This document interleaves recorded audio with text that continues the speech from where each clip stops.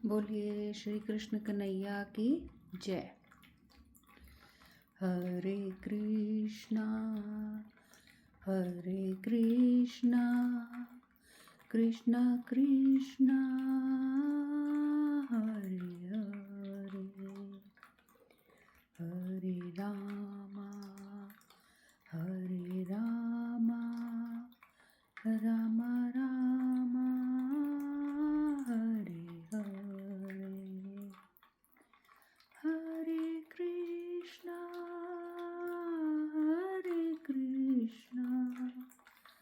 कृष्णा कृष्णा हरे हरे, हरे राम हरे राम राम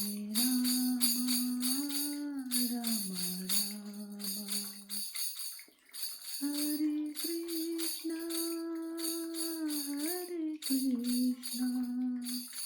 कृष्णा कृष्णा हरे हरे, हरे कृष्णा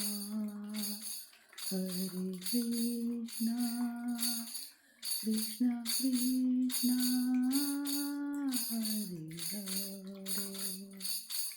हरे राम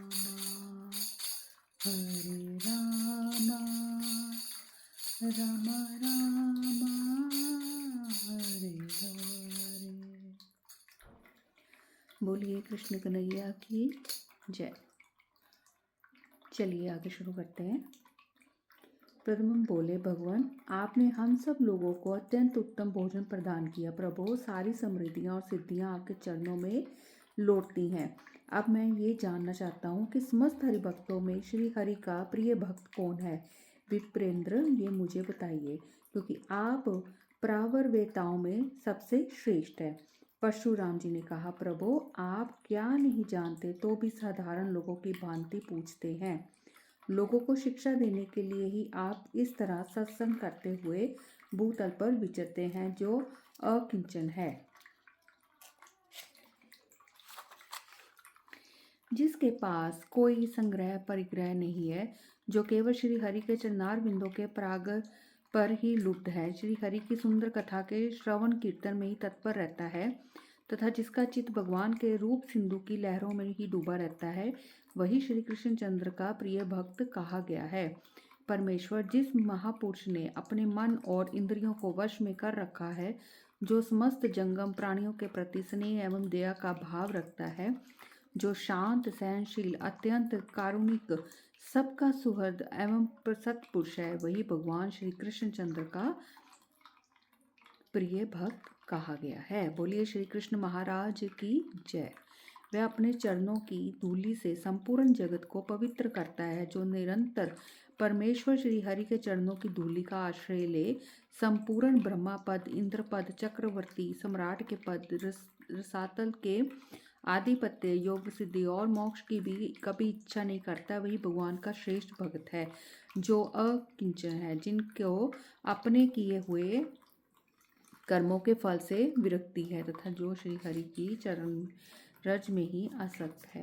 वे महामुनि भगवदीय भक्तजन ही भगवान के उस परम पद का सेवन करते हैं। अन्य लोग उस निरपेक्ष सुख का अनुभव नहीं कर पाते। भगवान पुरुषोत्तम को अपने भक्त से बढ़कर प्रिय कोई नहीं जान पड़ता।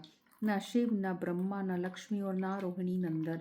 बलराम जी ही उन्हें भक्त से अधिक प्रिय है। उन भक्तों ने उनके मन को बांध रखा है। अतः सकल लोक जनों के चूड़ामणि भगवान श्री कृष्ण सदा भक्तों के पीछे पीछे चलते हैं। अपने भक्त जनों के पीछे चलते हुए भगवान परमात्मा श्री कृष्ण उनके प्रति अपनी रुचि, अपना अनुराग सूचित करते हैं और समस्त लोगों को पवित्र करते हैं। इसलिए भगवान मुकुंद अतिशय भजन करने वाले लोगों को मोक्ष तो दे देते हैं, परंतु उत्तम भक्ति योग कदापि नहीं देते। श्री नारद जी कहते, राजन, ये उपदेश सुनकर यादवेंद्र प्रद्युम्न ने श्री भार्ग वकुल भूषण परशुराम जी को नमस्कार किया और वहां से पूर्व दिशा में विद्यमान गंगा सागर संगम की ओर प्रस्थान किया। बोलिए श्री कृष्ण महाराज की जय।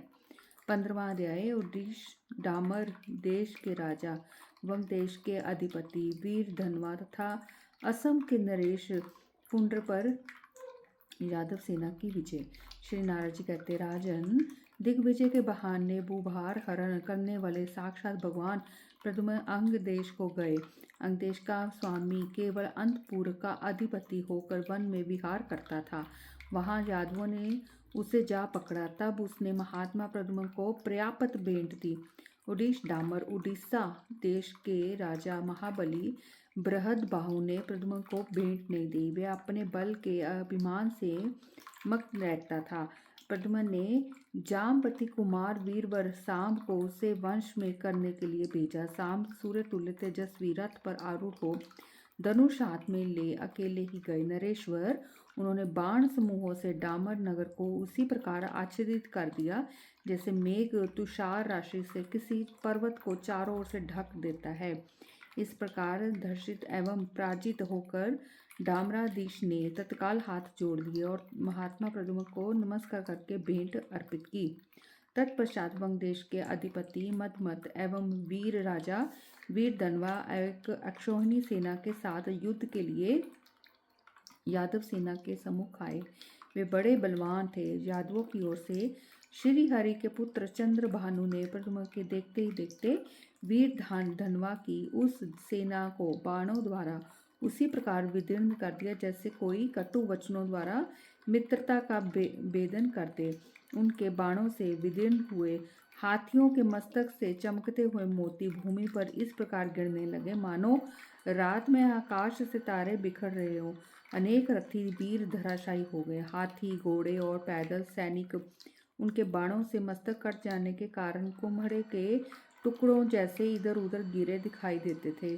क्षण भर में वीर धनवा की सेना रक्त की नदी के रूप में परिणत हो गई, जो मनस्वी वीरों का हर्ष प्रदान बढ़ाती और डरपोकों को भयभीत करती थी। कटे हुए मस्तक और धर, किरीट, कुंडल, केऊर, कंगन और अस्त्र शस्त्रों से दौड़ रहे थे। उनके कारण वहां की भूमि महामारी सी प्रतीत होती थी।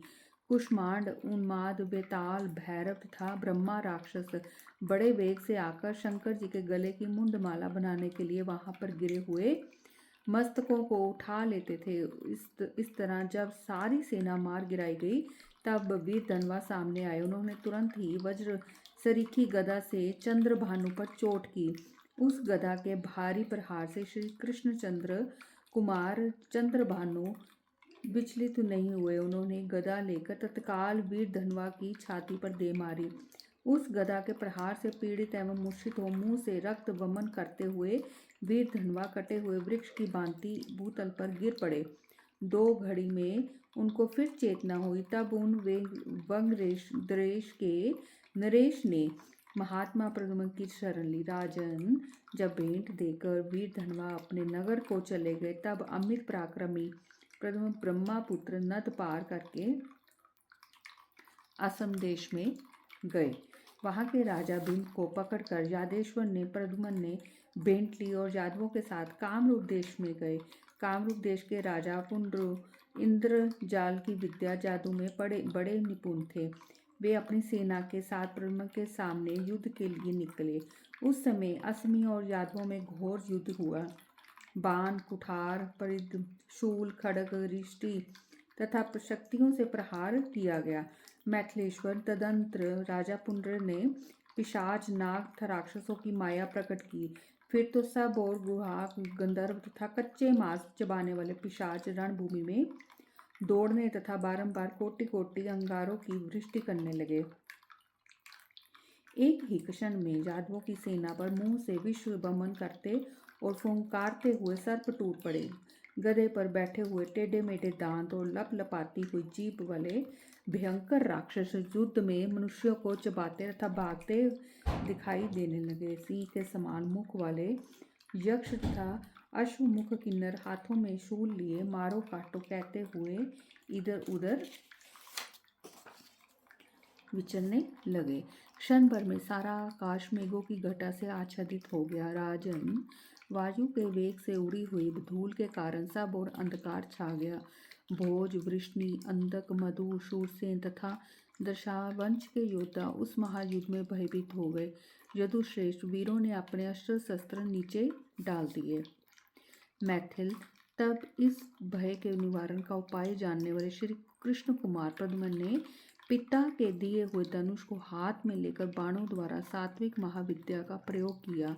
फिर जैसे सूर्य अपनी किरणों से कुहासे से तथा बादलों को छिन भिन कर डालते हैं, उसी प्रकार प्रद्युम्न ने बाणों द्वारा पिशाचों, नागों, यक्षों, राक्षसों तथा गंधर्वों के घने अंधकार को नष्ट कर दिया। जैसे हवा कमल को उड़ाकर पृथ्वी पर फेंक देती है, उसी प्रकार प्रद्युम्न बाणों द्वारा रथ और वाहन सहित शत्रु राजा पुंडर को 2 घड़ी तक आकाश में घुमाकर रणभूमि में पटक दिया।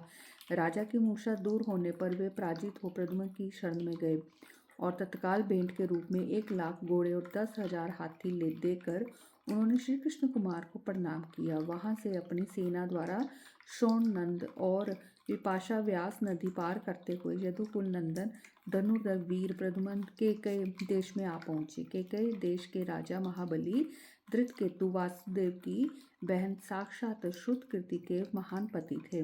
उन्होंने यादवों सहित प्रद्युम्न का बड़े भक्ति भाव से पूजन किया। राजन, वे श्री कृष्ण के प्रभाव को जानते थे। बोलिए श्री कृष्ण कुमार कृष्ण कन्हैया की जय। राधे मैया की जय। ओम नमो भगवते वासुदेवाय नमः। ओम नमो भगवते वासुदेवाय नमः। ओम नमो भगवते वासुदेवाय नमः। ओम नमो भगवते वासुदेवाय नमः। ओम नमो भगवते वासुदेवाय नमः। ओम नमो भगवते वासुदेवाय नमः। ओम नमो भगवते वासुदेवाय नमः। ओम नमो भगवते वासुदेवाय नमः। ओम नमो भगवते वासुदेवाय नमः। ओम नमो भगवते वासुदेवाय नमः। ओम नमो भगवते वासुदेवाय नमः। ओम नमो भगवते वासुदेवाय नमः। बोलिए श्री कृष्ण महाराज की जय। मित्रों, भक्तजनों, सनातन धर्म से जुड़े रहिए। सनातन पुराण चैनल को आप सब्सक्राइब करें। आपका एक लाइक, एक शेयर मेरी सेवा को रोशनी देगा। धन्यवाद। बोलिए श्री कृष्ण कन्हैया की जय।